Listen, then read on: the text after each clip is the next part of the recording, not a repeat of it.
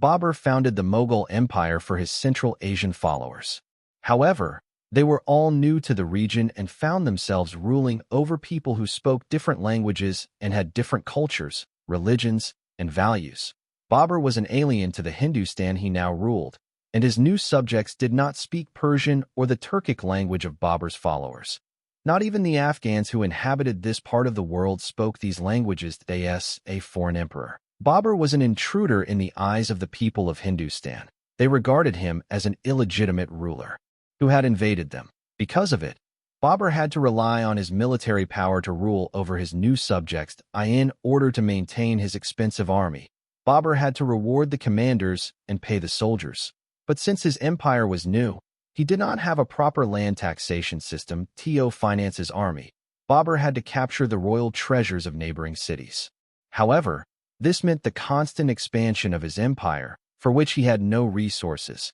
Each year, he had to launch campaigns in the neighboring provinces, which, one by one, submitted to his rule, from the east where the Sultanate of Bengal ruled to the west where the nomadic rulers of the Baloch people lived.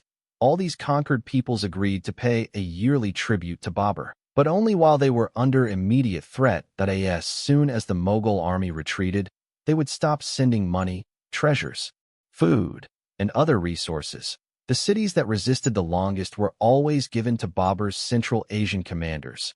These cities were extorted, as they had to pay for the army's maintenance, including their pleasures, but they also had to send a yearly tribute to Babur's personal treasury. However, the commanders who ruled these cities were strangers, and they often had a hard time finding a common language with the locals, who took every opportunity to disobey their invaders. Commanders were often too frightened to take up residency inside the city, choosing to set up their quarters in the military garrisons outside the city walls instead. In addition, Babur would often recall his commanders when he needed them for new military campaigns, and there was no one left to gather the tribute from these cities. Babur would also relocate his commanders too often, which would not allow the commanders to make any kind of bond with the locals and convince them of the intentions for the newly formed empire. Babur's army was modernized with guns and cannons. Thus, it was a very expensive army to maintain. It was this modernization and use of gunpowder that allowed Babur to successfully capture Hindustan, as his opponents fought in the traditional way without access to gunpowder and new military technologies. Babur was employing Ottoman gunpowder experts, the most prominent among them being Master Ustad Ali Tsuli and Mustafa Rumi Khan. Both of them came from Constantinople, or what Central Asians called Rumi, meaning Second Rome. This is why Mustafa's title was Rumi Khan, to indicate his importance. This title would later be given to other artillery commanders who distinguished themselves in Babur's military campaigns. The cannons Babur paid so expensively for were indeed powerful, and they helped immensely in conquering Hindustan. However, they had some limitations. They were long-ranged weapons, perfect for use when the target was across a river or stationed within a citadel, but they did not have enough power to breach the walls of large cities unless the cannons were positioned on higher ground. Also, the cannons needed a long cooling time in between shots, as the barrel could easily crack if overheated. The maximum number of shots of Babur's cannons was 16 per day. It was not that bad of a number considering how powerful they were. But, on the other hand, they were not reliable. The mortar would shatter and wound, or even kill his own soldiers. The cannons were also very large, and they needed to be pulled by elephants. Babur had to cut down whole jungles to make roads for the transportation of these cannons, which was mostly considered to be a major time waster. The cavalry and infantry of Babur's army were the most easily maintained.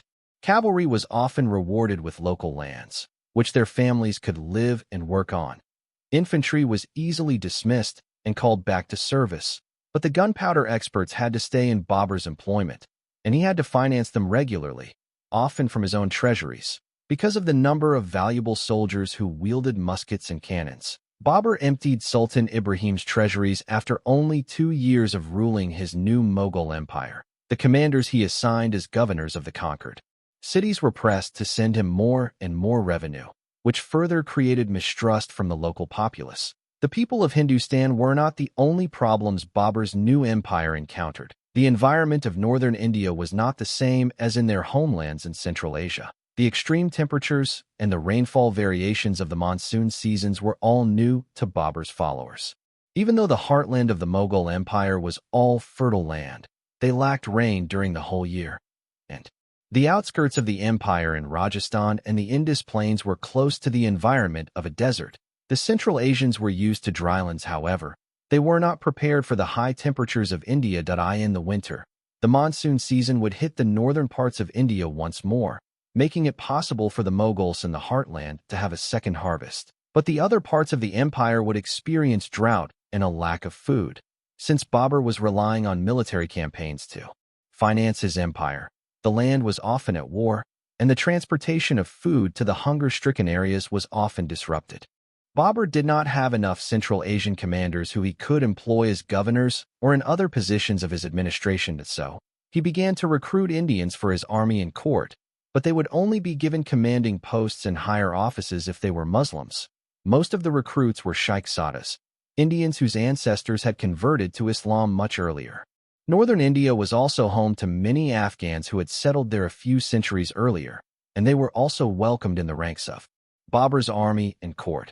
Non-Muslims were either given positions of subordinate officers, common soldiers, workers, or scribes. Some of them even previously served Sultan Ibrahim, but Babur needed them, as they were experienced and well-informed. They were also valuable workers, as they were natives, and their roots were from the land he now ruled. They were a source of information for Babur, as they knew the revenues each city was paying to Ibrahim and what could potentially be exploited from the new regions his army would conquer. Because Babur started employing Hindu scribes and administrative workers, his court was attractive enough for thousands of Indian artists, masons, and servants to flock to his empire, who found employment at his court or in the households of his commanders. Babur was spiritually tied to Sufism, a form of Islamic mysticism that followed the precepts set by the Prophet Muhammad. More correctly, he belonged to the Naqshbandi order, just like his ancestor Timur. The Naqshbandi traced its spiritual lineage to Muhammad through his father-in-law, Abu Bakr. Unlike other orders that do it through the Prophet's close relatives, it was the principles of this Islamic order that Babur set as the main spiritual support of his whole regime. Any member of the Naqshbandi was a prominent courtier of Emperor Babur. His devotion to the order is probably best displayed through his vow to versify Risala-i-Walidiyya, which was written by Pir Khwaja, a long-dead Naqshbandi Sufi master. The poem had 243 lines, and Babur even claimed that it was these verses that helped him overcome his constant desire for wine.